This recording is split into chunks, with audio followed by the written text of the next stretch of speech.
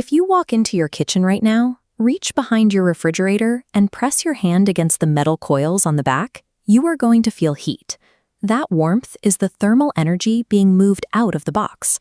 A refrigerator doesn't actually produce cold. In physics, cold is simply the absence of heat. The appliance is a machine designed to steal heat from the food inside and dump it into your room. To see how this box allowed us to build the modern food supply chain, we have to look past the idea of making things cold and understand how we learned to relocate heat. For thousands of years, preserving food meant relying on environmental hacks. Humans used snow, buried crops underground, or used massive amounts of salt to slow the bacterial activity that causes food to rot. Ancient civilizations engineered solutions to capture and store winter ice. The Persians built massive insulated structures called yakhchals, which used a specific dome shape and underground storage to keep ice frozen into the summer. This absolute reliance on nature persisted into the 19th century. A massive industry existed solely to harvest ice, with workers manually sawing blocks from frozen lakes and transporting them in sawdust-filled warehouses. Humanity was geographically and seasonally trapped by these temperature limits. To move beyond them, scientists had to find a way to displace heat artificially. In 1748, Scottish physician William Cullen discovered that if you evaporate a liquid like ether in a vacuum, the phase change absorbs heat from the surrounding container. By the 1820s, English scientist Michael Faraday demonstrated that gases could be compressed into liquids.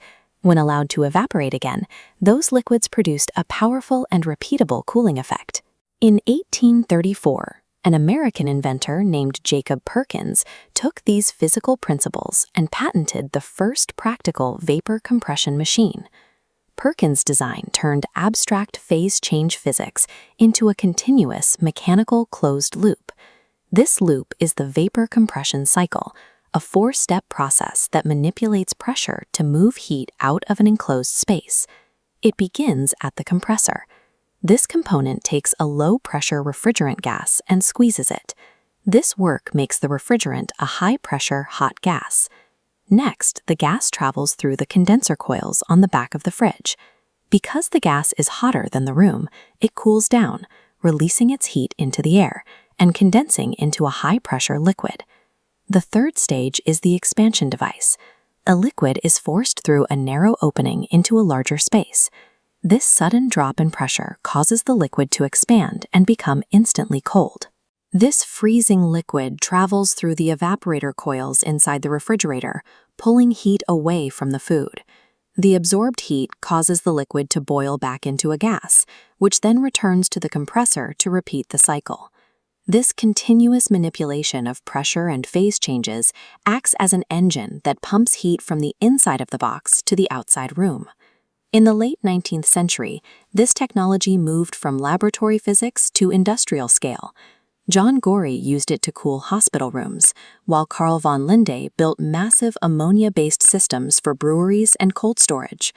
When electric household models appeared in the 1920s, they often used toxic or flammable refrigerants like sulfur dioxide, making early consumer versions a significant safety risk. The industry pivoted to stable chemicals called CFCs in the 1930s. However, these maps show the subsequent depletion of the ozone layer over Antarctica. The discovery of this atmospheric damage led to the Montreal Protocol, a global agreement to phase these chemicals out. Mastering the mechanics of heat displacement created an atmospheric crisis, and the search for safer alternatives continues to drive the engineering of modern refrigerants. Modern refrigerators use inverter compressors and smart sensors to maintain stable temperatures with minimal energy consumption. This same heat displacement cycle was applied to rail transport and international shipping. This created the cold chain, a global network of temperature-controlled logistics. By allowing food to be produced in one climate and consumed in another, refrigeration severed our reliance on local geography, enabling the existence of modern megacities and global supermarkets. The refrigerator represents a 200-year relay race, connecting the ancient engineering of ice houses to Faraday's work on gas liquefaction and today's energy-efficient electronics. The humming box in the kitchen is more than a convenience. It is a thermodynamic marvel of heat displacement that sustains the modern world.